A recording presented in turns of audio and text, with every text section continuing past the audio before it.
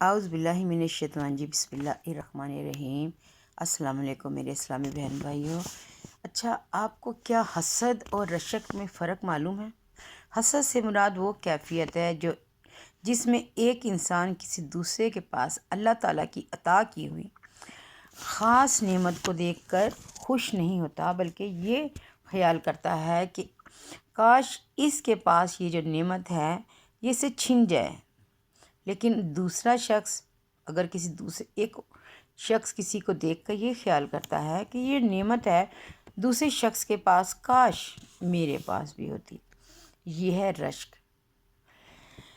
حسد کرنے میں قرآن مجید میں حسد کو پسند نہیں کیا گیا، بلکہ رشک کو اہمیت دی گئی۔ حسد کرنے والے کو حاسد کہتے ہیں۔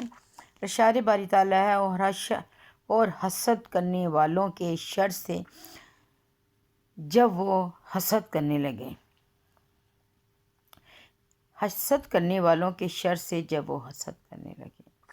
سب سے پہلے ابلیس نے حضرت آدم علیہ السلام سے حسد کیا اور اللہ تعالیٰ کے حکم کے باوجود حضرت آدم علیہ السلام کو سجدہ نہیں کیا۔ اسی طرح جو شخص کسی اپنے مسلمان بھائی کے فن، ہنر یا دولت، ثروت یا کسی منصب کی وجہ سے حسد کرتا ہے، وہ ابلیس کے پیروکاروں میں شمار ہوتا ہے۔ نبی پاک صلی اللہ علیہ وسلم نے فرمایا، حسد سے بچو۔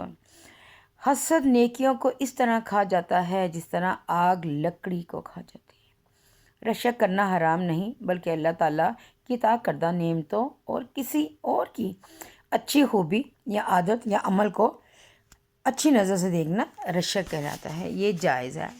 نبی کریم صلی اللہ علیہ وسلم نے